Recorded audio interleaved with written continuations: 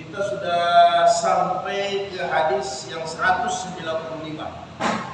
Pada Jumat lalu kita masuk babul khusyuk di salat, khusyuknya dalam salat. Tentunya ada beberapa perkara yang dimakruhkan di dalam salat, minimal sudah kita ingat, termasuk bertolak pinggang, kemudian salat di depan hidangan, di depan makanan, kemudian salat menyapu dahi atau tempat sujud, kemudian mengusap, kemudian salat dalam keadaan kita mata menoleh, itu hal-hal yang dimakruhkan. Kemudian salat ketika kita buang ludah, jadi ada aturan-aturannya lalu sudah kita jelaskan. Kemudian juga salat ketika kita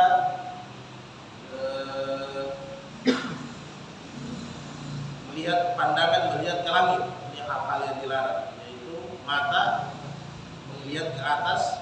Kemudian demikian juga salat ketika menguap. Jadi ada beberapa hal, kurang lebih 9 poin yang mana tidak diperintahkan kita melakukannya ketika dalam keadaan salat untuk mencapai khusyuknya salat,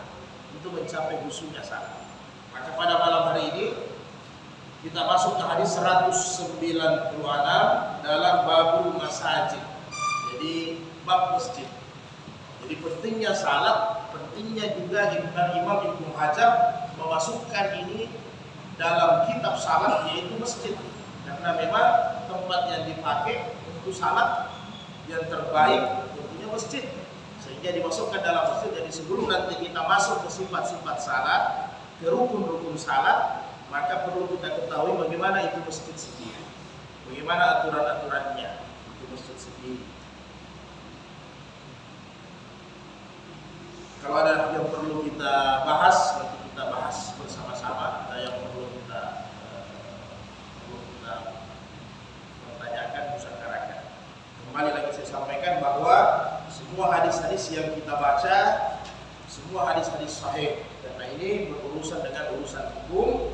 Kemudian apabila ada makna-makna maknawi dari hadis-hadis itu, penjelasan dan tafsirannya, kembali kita rujuk kepada mazhab, 4 mazhab Ahlussunnah wal Jamaah. Itu 4 mazhab yang hati yang populer.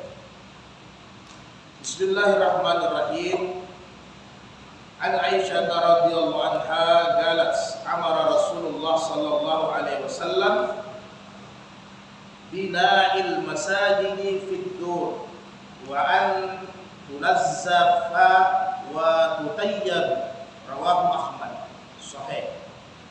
Jadi dari Aisyah bahwa Rasulullah SAW memerintahkan agar membangun banyak masjid, utamanya di kampung-kampung yang terpencil, dibangun banyak masjid, kata Rasul. Kemudian di dalamnya dibersihkan. Jadi bangun masjid, jangan lupa dibersihkan masjid. Kemudian diwangikan. Jadi jangan bangun masjid tidak terawat, kemudian masjid juga kotor, masjid juga tidak harum. Jadi apa pakai adjib, apa wangi-wangian atau bukhur. Nah, kalau di Arab itu banyak bukhur ini seperti asap, dupa asap dari gaharu atau dari apa, itu biasa diwangikan masjid. Jadi jangan salah memahami kita bahwa asap adalah pengantar doa, jadi tidak. Jadi itu kebiasaan Nabi. Bahkan Rasul biasanya bukhur dupa ini Nabi pakai kalau habis selesai mandi, kebiasaan Nabi juga. Jadi bukan hanya di masjid. Kalau sekarang kan modernnya parfum. Nah, jadi kalau Nabi biasa diasapi sesudah mandi. Apalagi ada memang beberapa jenis kayu itu ada efeknya dengan kesehatan. Nabi biasa pakai. Begitu juga boleh. Masjid harus bersih, masjid harus harum, harus wangi. Jadi jangan hanya dibangun, tetapi itunya tidak beres. Nah, kemudian demikian juga kata Rasulullah,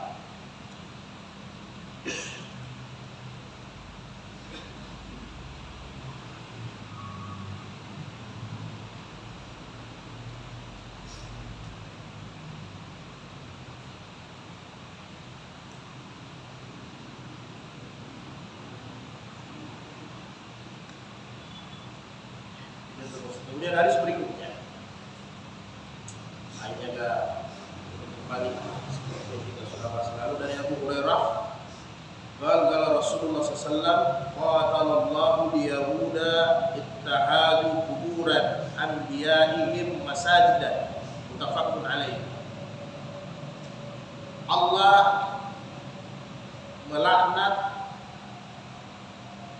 orang-orang Yahudi maupun dalam Sahih Muslim wa Nasara, orang-orang Nasara yang mana sebelumnya mereka ini menjadikan kuburan-kuburan nabi mereka sebagai masjid. Jadi Allah melaknat kuburan-kuburan dijadikan sebagai masjid. Ceritanya demikian. Walahuma min hadis Aisyah kanu idza mata fihim rajulu salihun banau ala qabrihi masjidan wa fi ulaika syirarul halqi, seburuk-buruk manusia. Jadi biasanya orang-orang zaman dahulu sebelum datangnya Islam, apabila ada orang-orang saleh, kalau kita sekarang wali atau ulama-ulama besar, ketika ulama-ulama besar ini hidup, mereka tidak mau dengar dakwanya, tidak mau ikuti penyampaiannya. Tetapi kalau meninggal, maka mereka buat patung-patung untuk mereka, untuk menghormati ini orang saleh, untuk menghormati ini ulama. Biasanya mereka buat patungnya. Nah, kemudian patungnya ini disinilah mereka meminta. Demikian juga dalam hadis Bukhari, Ummu Salamah berkata kepada Rasulullah, ya Rasulullah, saya pernah ke Habasyah, pernah pergi ke Habasyah. Habasyah itu kalau sekarang Ethiopia, Afrika. Itu saya pernah ke sana, saya lihat di gereja-gerejanya orang Nasrani ada gambar-gambar, ada juga modelnya mungkin ya seperti yang biasa kita kenal. Mungkin ada gambar Bunda Maria dan sebagainya, patung-patungnya. Saya pernah ke sana, kata Ummu Salamah. Maka kata Rasulullah, inilah yang menyebabkan Allah melaknat. Kenapa? Karena mereka jadikan orang-orang saleh, dibuat gambarnya, dibuat patungnya, mereka jadikan itu jadi tempat sembahyang, jadi tempat beribadah. Jadi saudaraku sekalian, yang lalu sudah pernah terbahas sedikit, ini saya bahas lagi perbedaan masalah. Jadi Rasulullah SAW melarang sama sekali kita sembahyang, salat di kuburan. Itu sudah jelas, kecuali salat jenazah. Jadi dalam hadis sahih yang lalu kita jelaskan bahwa tidak boleh menginjak kuburan, tidak boleh duduk di atasnya, tidak boleh salat di kuburan. Jadi itu ijma, tidak ada perbedaan pendapat di kalangan mazhab. Salat selain salat jenazah di kuburan haram hukumnya, tidak bisa.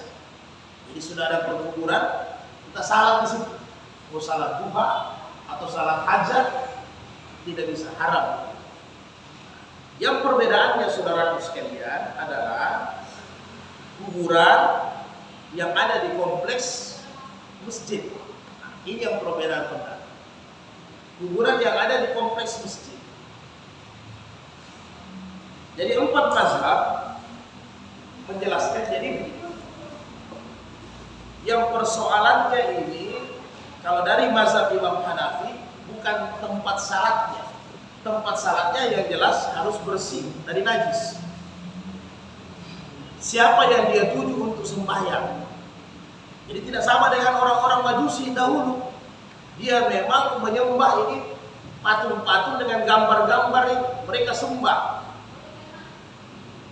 Kita orang Islam tentunya tertuju ikhlas betul-betul semata-mata kepada Allah. Sehingga mazhab Imam Abu Hanafi, nanti kita lihat berapa ukuran-ukuran kejelasannya. Di mazhab Imam Hanafi, la ba'sa bis salatil fiha. Tidak mengapa salat di mana di sekitar masjid itu ada kuburan. Kalau mazhab Imam Hanafi, dengan syarat tentunya kuburan itu pisah dari masjid. Kuburan itu tidak menyatu, umpamanya ini masjid, kuburan bukan di situ. tetapi di luar yang ada pembatasnya dengan masjid.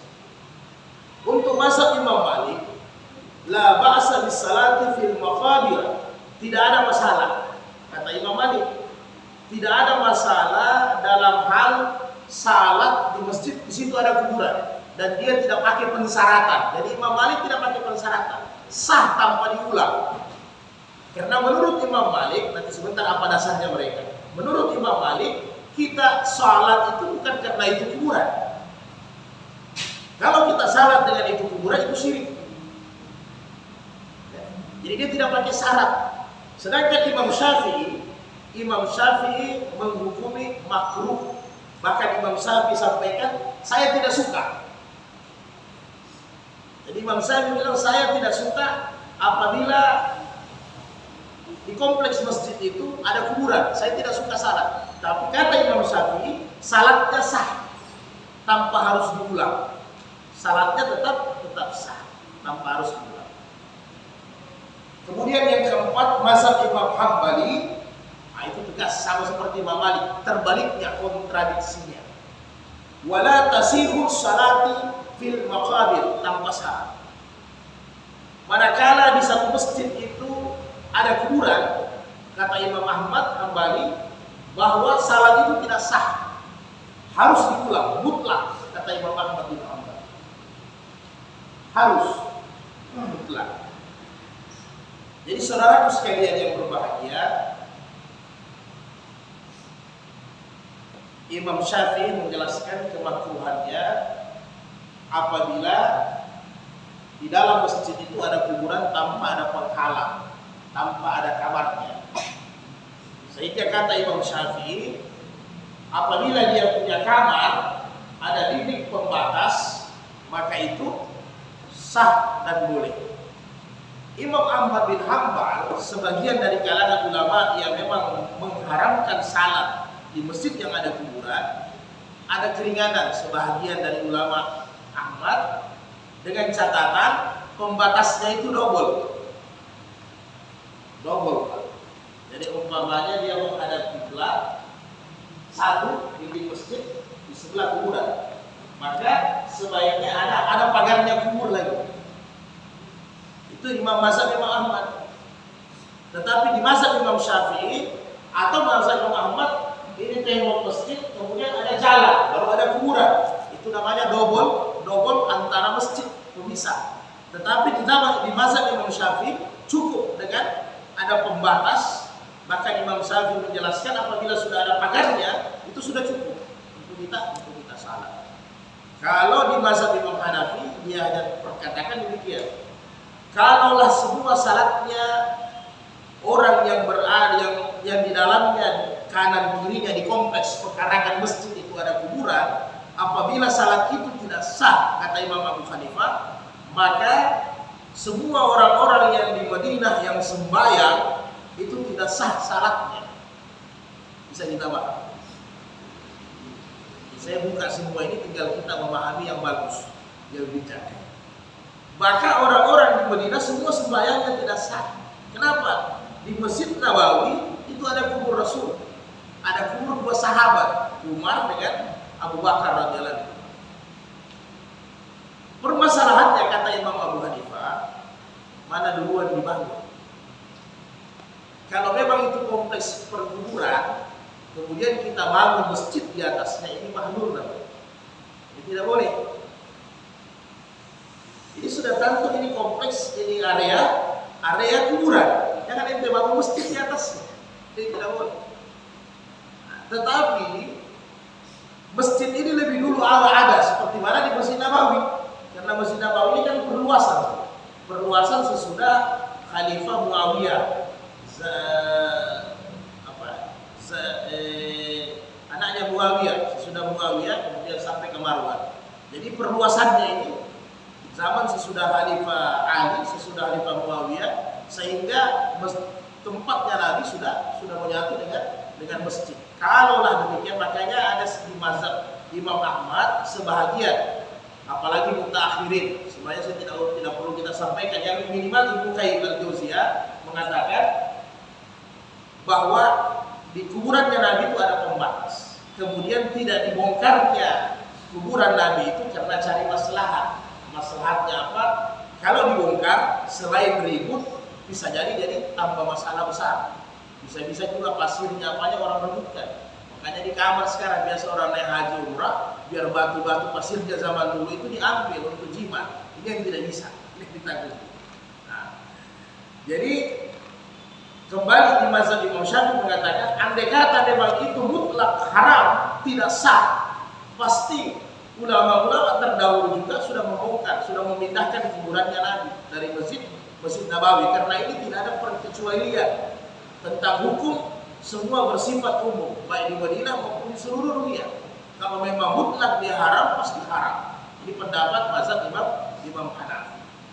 Jadi kalau kita simpulkan, dua mazhab yang membolehkan tanpa syarat, Imam Hanafi dengan Imam Malik, kemudian Imam Syafi'i yang kita di Indonesia, pada dasarnya Imam Syafi'i memakruhkan. Kemudian di mazhab Imam Ahmad sama sekali tidak sah secara mutlak, kecuali ada dua pembatas dinding masjid dengan pembatas kuburan, atau ada jalan di antara masjid dengan kuburan itu, baru sah. Jadi demikian kira-kira perbedaannya. Kalau masyarakat kita sih. Kemudian saudaraku sekalian, kalau di Palu ini seperti Masjid Jami, ada beberapa masjid lagi, Masjid Al-Harad juga berada. Kalau saya pribadi ambil di mazhab Imam Malik, saya berpegang di Imam Malik punya pendapat bahwa tidak ada mutlak syarat, karena apalagi kalau masjid itu diperkarakan, karena kita tidak beribadah dengan orang dikubur. Apa dasar yang diambil oleh mazhab Hanafi dengan Imam Malik, Imam Syafi'i? Sebagaimana juga hadis sahih Bukhari Muslim yang lalu sudah kita bahas, yang kata Nabi, aku diberi 5 keistimewaan yang tidak diberikan kepada orang-orang terdahulu sebelum kami. Salah satunya, wa ju'ilat lil ardu masjidan wa tahuran, dijadikan bagiku dan umatku masjid sebagai tempat yang suci. Seluruh bumi ini adalah masjid. Ini dasarnya Imam Abu Hanifah dengan Imam Malik. Hadis sahih bahwa diberikan aku kemudahan dengan umatku menjadikan bumi ini sebagai masjid dan tempat yang bersih, bisa dipakai ibadah. Ini dasarnya mereka. Kemudian dasarnya Imam Ahmad, hadis sahih juga riwayat Imam Tirmizi, al-ardu kullaha masjidan illa maqbarata wal hamam, dan seterusnya. Jadi hadis yang dipakai oleh Imam Ahmad mengatakan tidak sah karena ada satu hadis sahih bahwa semua bumi ini adalah masjid, kecuali ada beberapa pengecualian, kandang unta, hamam, WC, kemudian kuburan. Ini yang dipakai oleh Imam Ahmad. Sedangkan Imam Malik dengan Imam Hanafi mengatakan kita bukan salat di kuburannya, tidak ada hubungannya kita salat di kuburannya, hanya di kompleks yang masjid itu ada kuburan. Di situ saja letak perbedaannya. Semua pegang dalil yang kuat, jadi tinggal kita mau pegang yang mana silahkan. Tafadhal. Kemudian hadis berikutnya,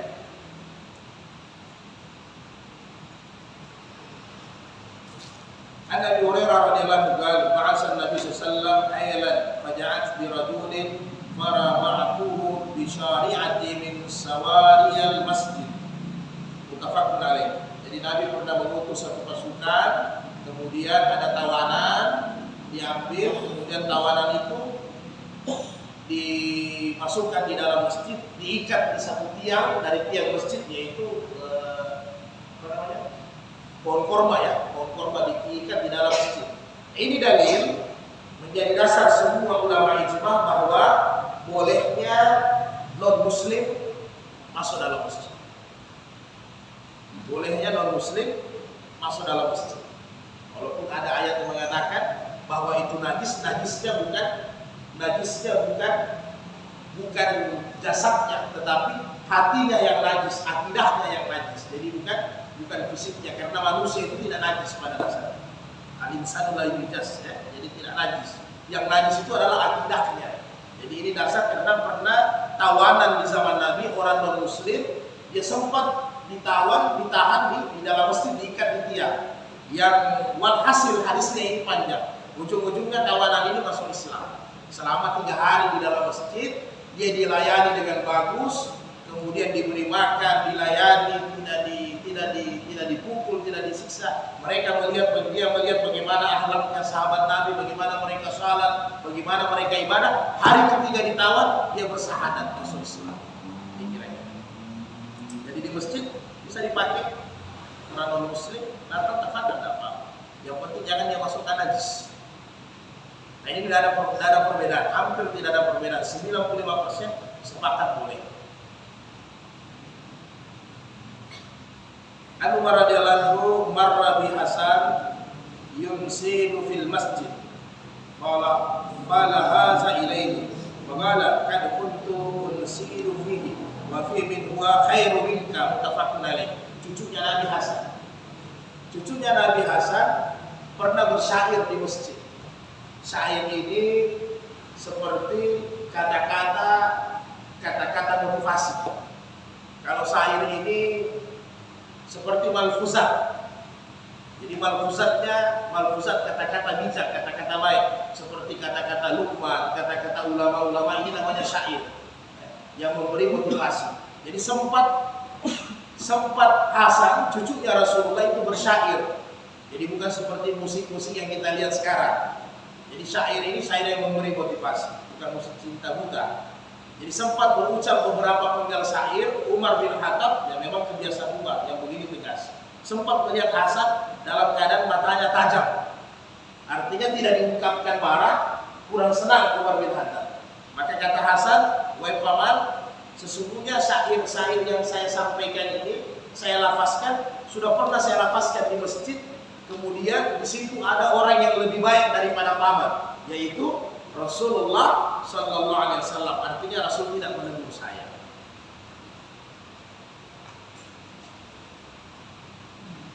Kemudian dari Umar juga radhiyallahu anhu, kala Rasulullah, "Man sami'a rajulan yansudu dhalatan fil masjid falyakul la raddallahu 'alaika fa innal masajida lam tubna li hadza," rawahu Muslim. Ini juga ini yang dilarang. Apabila kalian mendengar, kata Rasul, orang mencari barang yang hilang di dalam masjid, maka doakan. Jadi ada doakan, tapi jangan dikeras nanti orang marah, tersinggung. Apa doanya kata Nabi? La raddallahu 'alaika, semoga barangmu tidak diketemukan. Karena sesungguhnya kata Rasulullah, masjid ini dibangun bukan untuk mencari barang yang hilang. Jadi ulama menjelaskan beda mencari barang yang hilang, beda mengumumkan barang yang hilang. Jadi tidak sama. Bisa kita paham? Beda mencari barang yang hilang, beda mengumumkan barang yang hilang. Tidak sama. Jadi yang dibolehkan, kalau kita dapat barang, kasih sama pengurusnya. Nanti pengurusnya yang umumkan. Saya kita paham. Itu dibolehkan, tidak ada masalah.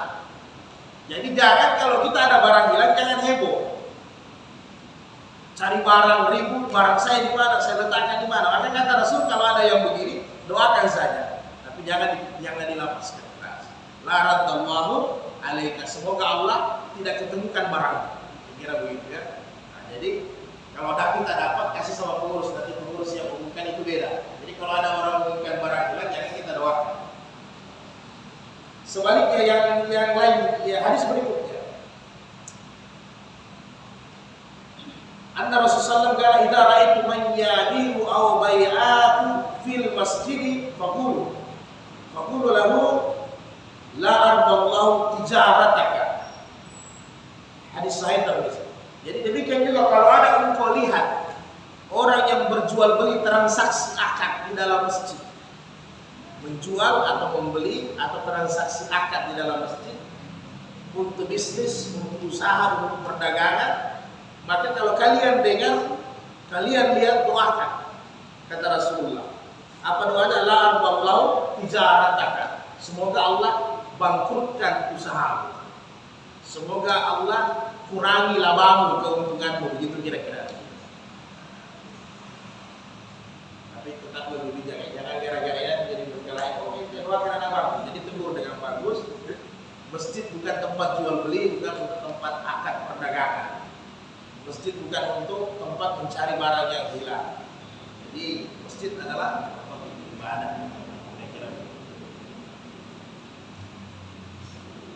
Karena cerita perdagangan itu buat tempat yang enak, di masjid dengan di kuburan. Ini paling banyak kita di antar jenazah, kita juga cerita proyek, cerita ini, cerita bisnis. Padahal ini antar jenazah di kubur paling enak orang cerita bisnis di kuburan. Di masjid juga ya, kalau bisa ditahan.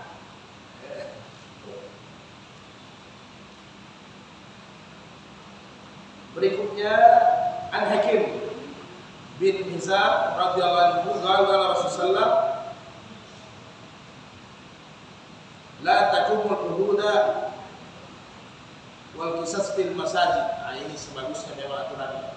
Walau derajatnya agak hadisnya agak di bawah, jadi jangan dianjurkan jangan hukum hudud atau hukum qisas di dalam masjid. Karena memang aturannya paling bagus di tanah lapang. Jadi hukum hudud qisas ini maksudnya orang yang berzina dirajam, laki-laki perempuan yang sudah pernah menikah dia berzina, maka hukumannya dirajam, hukuman mati. Itu juga hukuman-hukuman hudud lain atau qisas, ada seseorang yang memukul telinga orang. Jadi kalau dalam hukum Islam harus dibalas, dipukul juga telinganya. Kalau kepalanya dikasih pecah juga kepalanya. Itu kalau hukum Islam kamu. Tetapi tentunya setelah pengadilan telusuri sebab-musababnya. Jadi harus ditelusuri sebab-musababnya. Maka sebagusnya jangan dibuat di masjid, tetapi di tanah lapang. Karena memang apalagi kalau rajam itu sampai berdarah, kisas juga kadang sampai berdarah. Alangkah bagusnya jangan di masjid dipakai untuk hukuman-hukuman kisas. Aisyah radhiyallahu anha qalat, musibah Sya'bun yawmal handaq fadaraba alaihi Rasulullah haymatan fil masjid liya'udahu min gharib muttafaqun alaih. Ini juga boleh. Dalam perang Handaq ini satu sahabat Nabi saat terluka. Jadi saat terluka dalam perang Handaq, tiba-tiba Nabi memerintahkan saat dirawat di dalam masjid saja, sehingga Nabi buatkan saat itu kemah atau kamar. Dibuatkan kemah atau kamar supaya Rasulullah lebih dekat untuk melihatnya, untuk mendatanginya, untuk menengoknya. Jadi boleh. Jadi masjid yang sudah ada boleh dibuatkan, ini dalil boleh dibuatkan kamar. Karena Rasulullah juga demikian. Sehingga nanti ada hal-hal yang memang sifatnya tidak perlu dalam masjid, ada kamar. Demikian juga galat ra'aitu Rasulullah yaskuruni wa ana anzuru ila habasyati yal'abuna fil masjid muttafaqun alaih.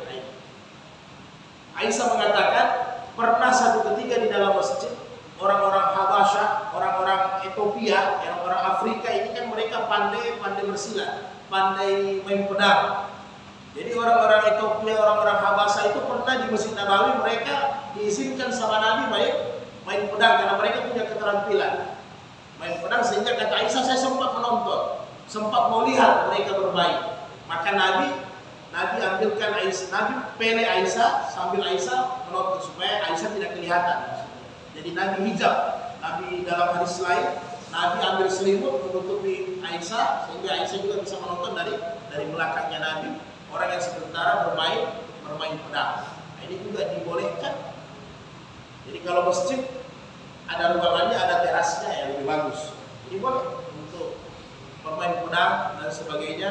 Tapi kalau sekarang mungkin ditangkap kita kalau main pedang. Nanti dibilang orang bakar.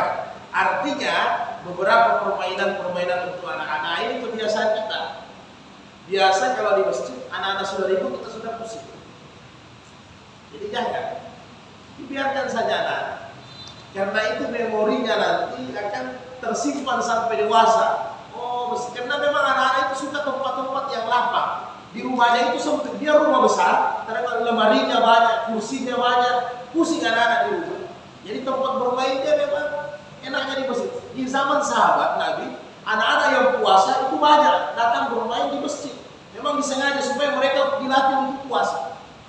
Makanya kata Imam Al-Ghazali bahwa apabila satu tempat masjid itu sudah tidak ada anak-anak, kata Imam Al-Ghazali, maka sanksi bagi kita bahwa ini tanda-tanda pertanda tidak baik di masa yang akan datang. Artinya Kalau anak-anak sudah tidak ada di masjid, bisa kita pastikan 20 tahun akan datang, 10 tahun akan datang tidak ada generasi.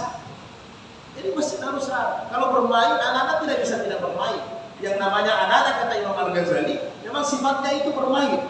Beda kalau yang bermain kita orang dewasa, ini yang masalah.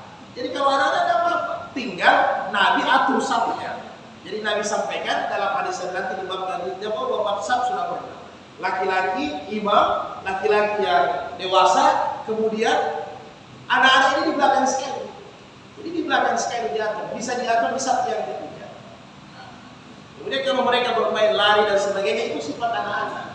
Jangan sampai mereka dihardik. Akhirnya apa? Nanti ada rasa ketakutan. Saya tidak mau ke masjid, ada om itu kejar. Akhirnya sampai dewasa dia tidak ke masjid. Nah, dia bilang lebih enak ini dideker-deker, orang tidak mau marah. Akhirnya anak-anak besar-besar dideker. Jangan, biar dia kata Imam Al-Ghazali biasa. Tidak apa-apa, tinggal kita atur. Itu cobaan biasa. Kenalkan mereka sama masjid. Nah ini juga Nabi orang-orang Habasyah ini juga orang-orang yang memang ilmu agamanya terbatas. Orang-orang yang Islam, tapi memang kan tidak semua orang ulama, tidak semua orang pintar. Tapi Nabi tahu mereka ini ada keahlian, mereka bisa main pedang. Jadi ada gunanya, ada manfaatnya. Jadi masing-masing kita demikian. Jadi bisa dipakai beberapa tempat.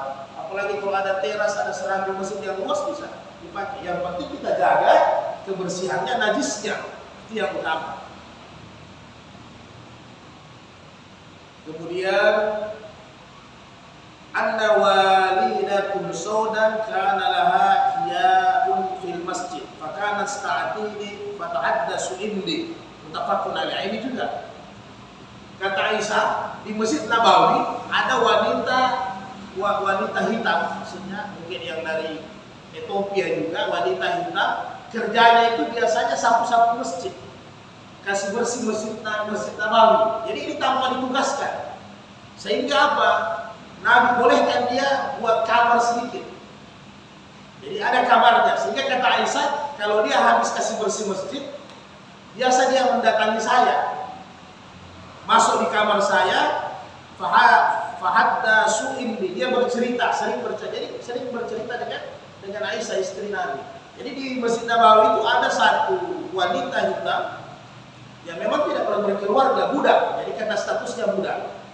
Dia biasa kasih bersih Masjid Nabawi, Masjid Rasul.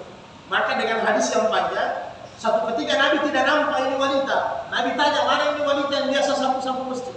Oh, disampaikan wanita ini sudah meninggal ya Rasul. Sampai Rasul itu marah sama sahabat. Kenapa itu orang tidak beritahukan sama saya kalau dia meninggal? Maka seketika itu Rasul tunjukkan di mana kuburannya. Rasul pergi ke kuburannya wanita ini. Kemudian Rasul salat jenazah, salat gaib kembali di atas kuburannya ini wanita. Kenapa? Karena Rasul pandang kemuliaannya, dia pernah hikmat masjid. Inilah kemuliaannya. Jadi orang-orang hikmat masjid ini bukan orang sembarang. Orang-orang yang didoakan Rasul. Jadi bayangkan seorang yang budak, hitam, wanita yang tidak ada keluarga sama sekali, sempat dikeram masjid, dibuatkan kamar. Hanya waktu meninggal Nabi tidak sempat tahu. Hanya Rasul marah. Nabi pergi ke kuburannya untuk salat gaib kan kuburan. Kemudian jadi boleh. Jadi pentingnya juga ada pengurus yang bersihkan masjid itu. Ada sana dalam kata Rasulullah, al-musaku fil masjid khatiyatu wa kafaratuha dafnaha. Ludah kata Nabi itu yang dibuang di masjid, ludah, lendir, dahak, itu satu dosa. Untuk menghilangkan ini dosa tidak bisa dengan istighfar. Untuk ludah yang ada di masjid harus apa? Masjidnya Nabi pasir, ditanam. Jadi kalau masjidnya Nabi itu pasir, maka ditanam. Nah, kalau kita sekarang kan, jadi caranya dibersihkan. Jadi dosa buang ludah, buang dahak di masjid itu masuk satu dosa. Jadi cara pengampunannya, cara membersihkan dosa itu, bersihkan itu ludah. Nah, ini hati-hati, apalagi kalau bulan puasa kita sembarang, tidak sadar, karena dari jendela-jendela melengket. Artinya ludah itu dosa. Jadi selagi masih melengket, itu dosa untuk kita. Jadi dibersihkan, jangan buang ludah sembarang. Jadi ternyata ludah yang ada kita buang dekat jendela atau bahkan di masjid, dosa. Muttafaqun alaih, hadis Bukhari Muslim. Demikian juga dari Anas qala Rasulullah la taqumu sa'atu hatta yatabahan nasu fil masjid. Demikian juga ma umirtu bi tasyidil masajid. Jadi kata Rasul, tidak akan datang kiamat sebelum orang-orang berlomba-lomba membangun masjid secara megah, secara bagus. Jadi tidaklah taqumu saat, tidak akan datang kiamat kata Rasul sebelum orang berlomba-lomba membangun masjid secara megah-megah, secara besar.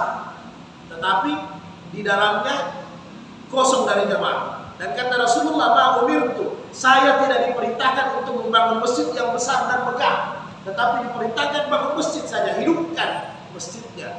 Jadi biar tidak megah, biar tidak besar, masjidnya hidup. Ini kadang dengan modern, kadang arsiteknya sudah pakai arsitek luar negeri, sudah tidak tahu bagaimana bentuk masjidnya. Nah ini kadang kita sudah tidak tahu bagaimana bentuk masjidnya, akhirnya yang terjadi sibuk.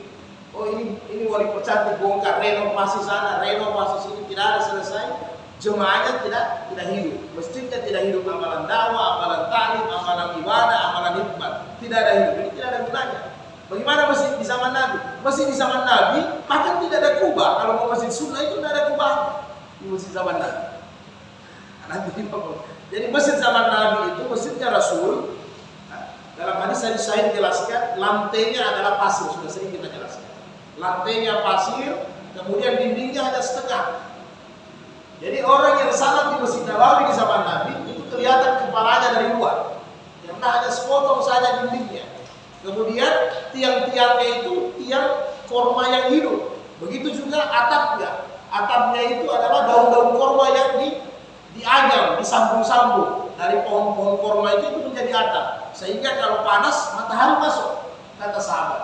Kalau hujan juga masuk. Itu masjidnya Nabi, tidak ada kubah. Jadi kalau mau tanya masjid yang sunnah yang bagaimana, masjid yang tidak ada kubah, karena kubah ini bukan Rasul.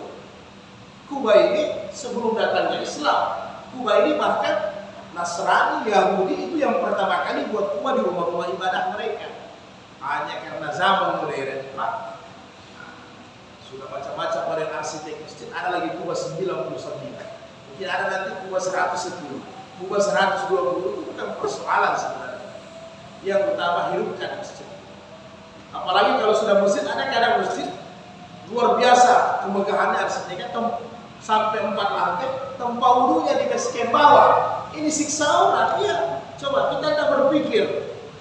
Karena sudah ikut megah-megah, 4 tingkat tempat salat, tempat wudhunya di paling bawah, yang harusnya jadi tempat parkir itu jadi tempat wudhu. Bayangkan, pas kita wudhu ke bawah, naik ke atas turun lagi, Pak, bayangkan. Kita tidak persoalan. Saya pernah dapatkan masjid yang begitu. Lantai 2, lantai 3 tempat sebaik, tempat wudhu di bawah tanah. Jadi bayangkan naiknya kita, turun susah, naik susah wudhu. Di atas tidak ada tempat wudhu, karena apa? Kelebihan arsitek. Arsiteknya, apalagi kalau yang bangun masjid, yang gambar masjid ini orang yang tidak aktif di masjid. Ini yang paling persoalan. Kenapa? Kalau orang yang gambarnya, arsiteknya, yang buat masjidnya, panitianya, orang yang tidak 5 waktu di masjid, dia tidak tahu bagaimana kebutuhan masjid yang sebenarnya. Akhirnya sudah sambaran dia itu. Kelihatan saja dia lihat pandangan. Karena ini estetika. Yang lain tidak estetika ini. Akhirnya karena dia tidak tahu, kalau kita yang aktif di masjid, yang bangun masjid, pasti kita mengetahui, oh ini yang bagus, ini yang mudah, ini yang praktis, yang begitu. Jadi sebaiknya yang buat masjid adalah orang yang aktif di masjid. Jangan tidak. Kalau tidak aktif di masjid diangkat dari panitia, ini huru-hara. Pasti huru-hara. Banyak permasalahan. Ya. Mau jadi atap tehelnya licin sekali, padahal dia tidak tahu ini bisa licin, bisa jatuh.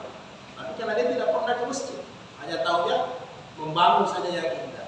Jadi jangan berlebihan, hati-hati. Jangan sampai kita masuk tanda-tanda kiamat, sibuk bangun masjid, tetapi kosong jemaahnya, tidak ada. Hadis berikutnya, hadis terakhir.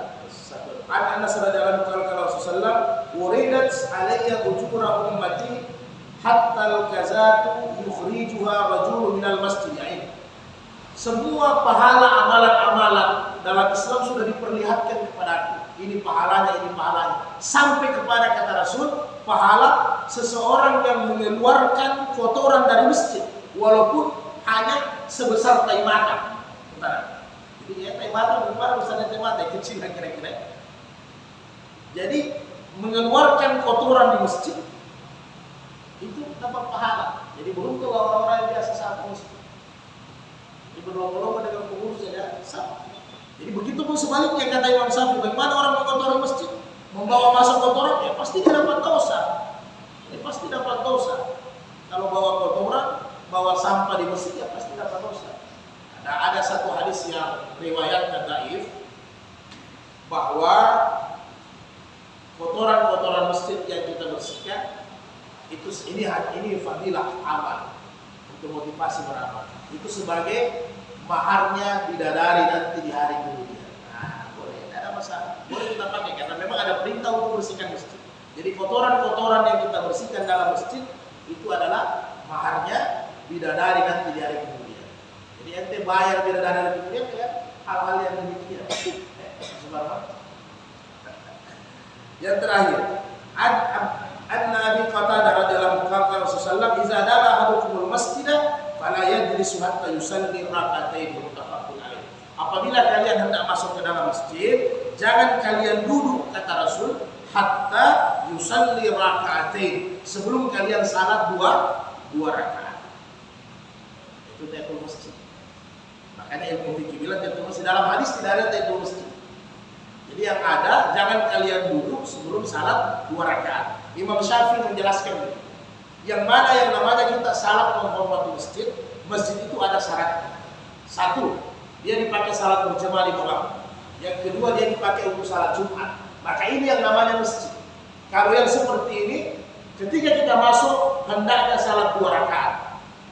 Saking pentingnya. Kemudian biasanya ada di bandara, ada di kantor-kantor swasta atau pemerintahan, biasanya ada dibuat satu kamar.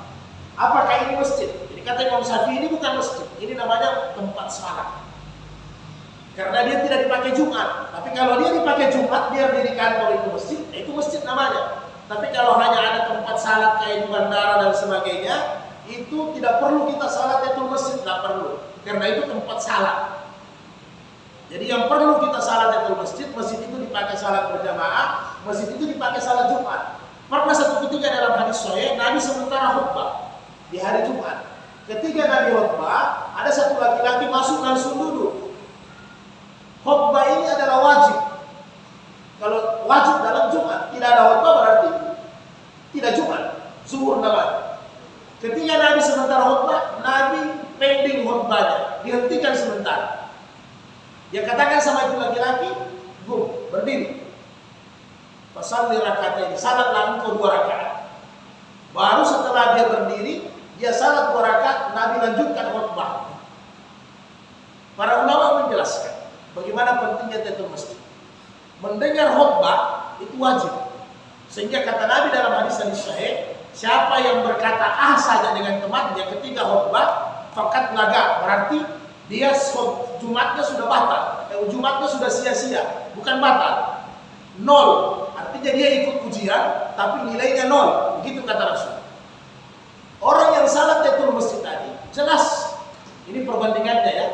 Orang yang salat tahiyatul masjid tadi kata para ulama, jelas orang ini tidak dengar khutbahnya Nabi karena dia salat 2 rakaat. Tetapi itu Nabi suruh dia salat, walaupun khutbah itu juga wajib. Makanya ada sebagian ulama di kalangan Imam Abu Hanifah mewajibkan salat tahiyatul masjid. Imam Malik mengatakan di Al-Muwatta'nya, apabila waktunya mepet, tidak sempat lagi kita salat tahiyatul masjid, atau ada majelis seperti begini, maka yang terbaik, ini namanya majelis umumi, ini yang terbaik, majelis ijtimaiyah dia lebih baik dulu. Atau tiba-tiba waktunya singkat, maka apa yang dilafazkan kata Imam Malik, cukup dia bertasbihat subhanallah walhamdulillah wala ilaha illallah Allahu akbar 4 kali, sudah boleh mengganti tahiyatul masjid kalau memang waktunya mepet. Tapi kalau waktunya longgar, usahakan dan masjid. Jadi dia mengambil kias karena tasbihat, takbir, tahlil ini penghormatan kepada Allah, sama kita menghormati rumahnya. Itu dasarnya Imam Malik rahimahullah. Jadi demikian saudaraku sekalian. Kalau ada yang perlu kita bahas, pertanyakan silahkan. Yang jelas ini masih bab masjid. Depan kita masih bab salat. Dijaga kehormatan masjid, kebersihannya dan sebagainya, dan pasti masih ada masjid yang kurang. Termasuk di dalamnya kata Nabi, "Fal yusalli alayya." Kalau kamu masuk masjid, kamu lihat masjid, beri salawat kepada aku, kata Nabi. Kemudian Allahumma ftahli abwaaba rahmatik. Jadi kalau masuk masjid, Allahumma shalli ala Muhammad, Allahumma ftahli abwaaba rahmatik kaki kanan. Begitu juga kalau kita lewat di perjalanan naik kendaraan. Jadi kita punya hidup ini selalu ibadah. Jadi ketika lihat masjid izarah itu masjid, fal yusalli. Jadi apabila kamu lewat masjid, lihat masjid, salawat kepada Nabi. Lihat masjid, salawat kepada Nabi. Bukan hanya masuk ketika kita dalam perjalanan. Silakan, saya ada waktu 5 menit kalau ada mau dibahas.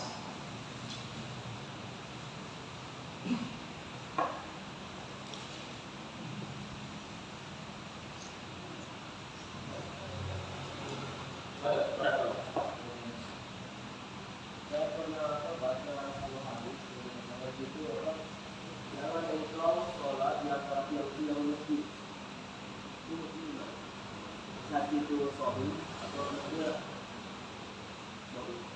Di antara tiang-tiang masjid. Kalau sholat ada tiang-tiang masjid itu antaranya, iya itu jangan sholat di antara tiang masjid. iya.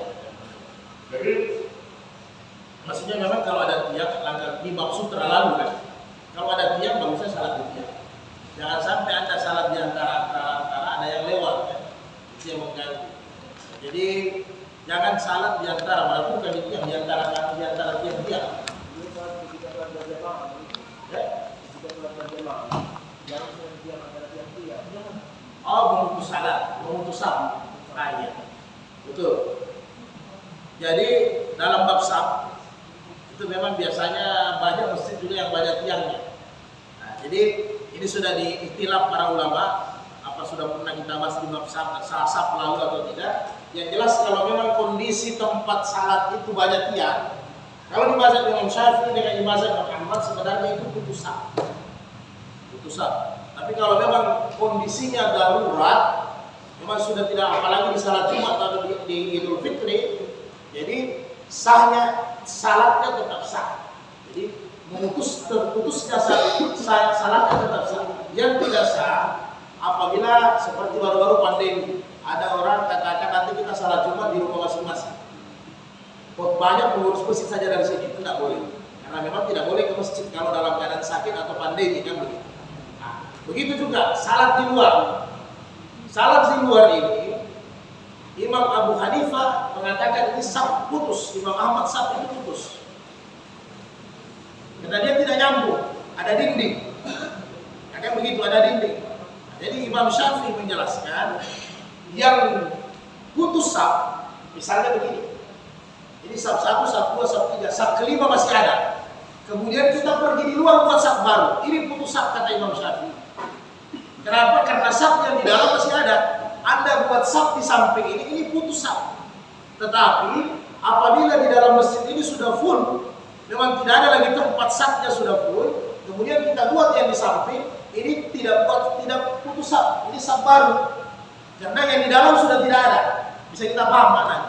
Jadi jangan, ini kita perhatikan betul. Karena mau cari angin, mau cari dingin, masih ada saf di belakang, kita salat nih. Samping kanan, samping kiri, masuk dulu penuhi saf. Jangan sampai terputus. Nah, mengenai tiang-tiang, hadis saya.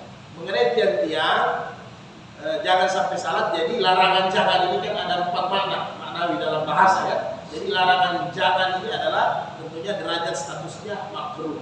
Jadi kalau memang bisa hindari. Tapi kalau memang tidak memungkinkan, ya sama juga di Masjid Nabawi. Sama juga di Masjid Haram. Di Masjid Nabawi lah yang paling banyak tiang sekarang. Karena tiap-tiap tiang itu di situ AC. Jadi pasti otomatis putus, tapi kalau memang darurat, memang full. Jadi insya Allah tidak akan putus. Jadi bukan membatalkan salat, tidak. Jadi sekedar dia kalau memang masih lengkap kita buat putusnya sah, nah itu yang bermasalah. Tapi kalau memang dia keadaan full, keadaan penuh, no problem. Tapi yang ditakuti itu Imam Syafi'i bilang jangan belum penuh di dalam, kita isi di luar, ini putus sah. Anda buat sah sendiri putus, karena yang di dalam masih ada. Penuhi dulu yang di dalam. Ada lagi? Padahal Pak, barangkali silakan. Ini tentang pembangunan masjid. Tentang pembangunan masjid. Artinya salah satu masjid atau masjid induk Jumat saja belum cukup. Bangun lagi masjid yang sebelumnya. Apakah ada dalil atau hadis yang melarang untuk membolehkan membangun masjid lagi? Jadi nanti kita bahas di bab tentang salat Jumat, tapi tidak mau saya kasih sedikit misi-misinya. Jadi untuk salat Jumat didirikan ada dua cara. Imam Syafi'i mutlak harus 40 orang. Imam Syafi'i ada 3 cara. Imam Syafi'i mengatakan mutlak harus 40 orang dengan dasar hadis sahih sama. Sehingga kalau tidak sampai ke 40 orang jangan bangun masjid. Harus ke masjid induk. Kemudian Imam Ahmad, Imam Malik mengatakan kurang dari 40 orang boleh mendirikan salat Jumat. Yang penting azannya beda, khatibnya beda, makmumnya ada. Kemudian Imam Abu Hanifah 12 orang. Jadi 3 pendapat, semua dasarnya. Imam Abu Hanifah kenapa 12 orang? Ini pernah terjadi di zaman Nabi. Sementara Nabi salat Jumat berkhutbah, ada pedagang dari Sam di luar masjid tawarkan barang promo, barang murah, kain-kain dan sebagainya. Semua orang salat di masjid ketika Nabi berkhutbah itu keluar semua, illa isna asyara, kecuali tinggal 12 orang. Ini sebab turunnya ayat Al-Jum'ah di ayat yang terakhir. Illa isna asyara, kecuali tinggal 12 orang yang tinggal. Maka 12 orang ini dengar Nabi berkhutbah terus. Setelah mereka tawar-menawar yang lain, dia masuk pulang, dia ikut lagi. Ini dasarnya Imam Abu Hanifah. Ketika tinggal 12 orang, Nabi tetap lanjut khutbah. Berarti salat Jumat 12 orang sah. Boleh, ini dasarnya dia. Nanti di bab Jumat kita bahas. Jadi Pak, kalau ada memang masjid induk masih kosong, masih bisa menampung jemaah, kemudian jaraknya juga dengan masyarakat tidak terlalu jauh, alangkah bagusnya tetap ke masjid kami, ke masjid induk. Tetapi kalau memang jaraknya sudah sampai 1-2 kilo masyarakat, apalagi masyarakat pedalaman, kemudian jumlahnya mereka di sana ada 40 orang, kalau di mazhab Syafi'i boleh diizinkan bangun masjid. Karena pada dasarnya kalau sudah ada kakak 40 orang, kemudian nanti yang salat Jumat itu kurang dari 40 orang, juga boleh sebenarnya laksanakan salat Jumat. Imam Syafi'i juga walaupun dia targetkan 40 orang, Imam Syafi'i tidak berkata bahwa lebih kurang 40 tidak sah, tidak. Imam Syafi'i hanya menjelaskan yang terbaik salat Jumat standarnya 40 orang. Yang kurang dari 40 orang, Imam Syafi'i tidak juga katakan bahwa salat Jumatnya tidak sah. Tidak. Karena ada pendapat imam yang lain. Ada pendapat imam yang lain lebih kurang dari 12. Yang penting imamnya ada dengan khatibnya, yang azan ada, yang makmum ada. Sehingga Imam Malik 5 orang boleh. Imam Hanafi 12 orang. Jadi tidak ada masalah. Tapi kalau memang untuk kepentingan bersama, bagusnya Jumatnya rame-rame karena di situ tempat berkumpul. Apalagi kalau baru setengah masjid dipakai, tidak usah bangun masjid dulu. Boleh, tapi musalah mereka atau langgar. Boleh. Nanti Jumatnya tetap bersama. Karena biasanya banyak juga ini urusan-urusan pembangunan masjid, pengurus-pengurus yang banyak urusannya karena urusan cilekan. Nah ini, ya maaf saja, ini sering terjadi permasalahan begini. Sampai biasa baku bantu celekan, baku hancur celekan karena urusan-urusan yang begini yang sebenarnya tidak layak, bikin hilang marwah. Bisa Pak kira-kira ya? Nah, jadi nanti di bab Jumat sah Jumatnya lebih boleh, tidak ada masalah. Ada lagi? Alhamdulillah selesai. Insyaallah kita Jumat depan panjang umur, sehat, kita sambung ke sifat-sifat salat. Demikian kira-kira yang bisa kami sampaikan. Lebih